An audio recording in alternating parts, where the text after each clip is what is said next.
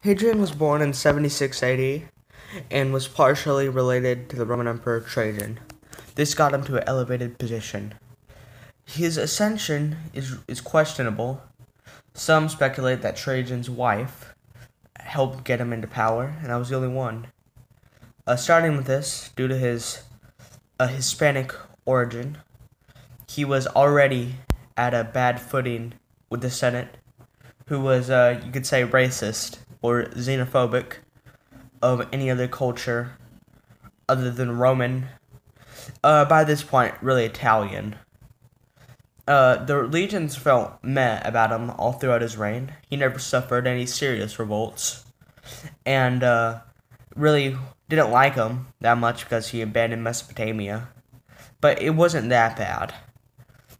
The Senate always hated him due to the execution of 4 ex-consuls under his reign due to a supposed conspiracy. And they always really hated him, but there weren't that many assassination attempts. He continued Trajan's successful economy, and overall, it was good during this period, standard for the Pax Romana.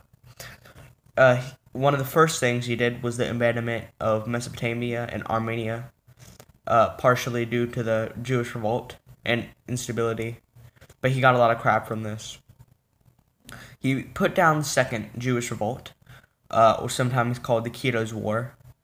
This was just another Jewish revolt, not nearly as bad as the second one, not nearly as bad as the first one, and not nearly as bad as the third one either.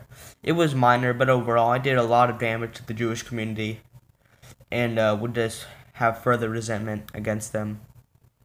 One of the first things he did also, along with the abandonment of Mesopotamia and putting down the Jewish revolt, was putting down instability in Dacia. He gave up a little bit of land, but kept the province stable due to the empire succession. But he would travel through the empire, and his first stop was going to Brittania, often neglected Roman province. He went there and built one of the most iconic buildings of the Roman Empire, Hadrian's Wall, along with the Colosseum. This is really iconic, and one of the how we remember Rome today. He also went to Africa. He took some legions, put down a minor rebellion, and this also got him the legends to like him more. He went to Cyrene, just built some stuff, did some stuff. And one of the first things he did when he got to Greece was found the Hellenic League. This would soon be abandoned after his reign by Ananias Pius, but it would try to have stability during his reign. And then he went to the Roman East, where he built a lot of stuff, just had further stability, and was doing good. So this was the Roman world by the time. Trajan's world was a little bit bigger due to the annexation of Mesopotamia, Armenia, and a little bit more of Dacia. But overall, it was still stable. During his trips to Anatolia, I believe, or Greece, he met a gay lover, since Hadrian was gay, and he stayed with him and loved him, but whenever he died in the Nile River, he was deeply sad and went to depression.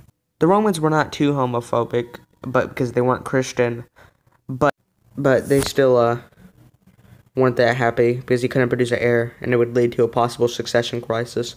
This would lead to him adopting Ananias Pius and Marcus Aurelius. One of the great things he did was putting down the Kokhba revolt, and it defeated.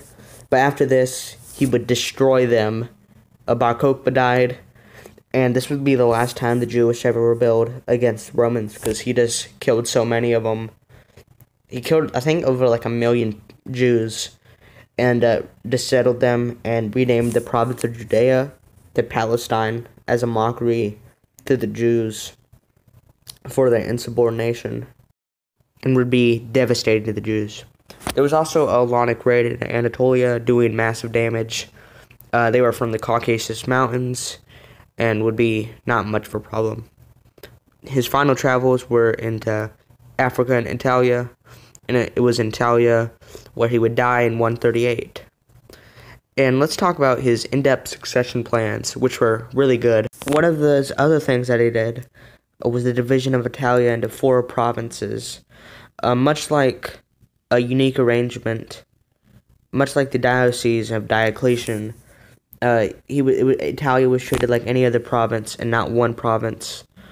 This deeply offended the Romans, who thought they had some superiority, and this would soon be repealed after his reign by Ananias Pius. He had his successor be Ananias Pius, and his successors, Marcus Aurelius, who would be really good emperors on their own, and would probably be the best succession plans in Roman emperor history.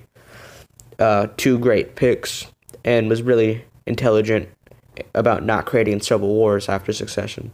Was he a good emperor? Overall, I put him A tier.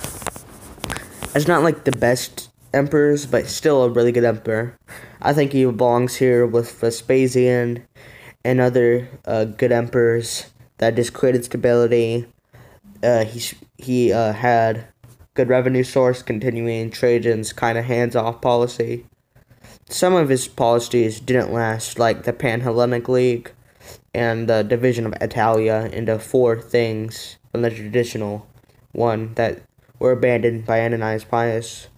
But overall, he created stability and made his successors have a lot easier time with dealing with stuff. But overall, goodbye. Subscribe. This is the end of the video. I'm out.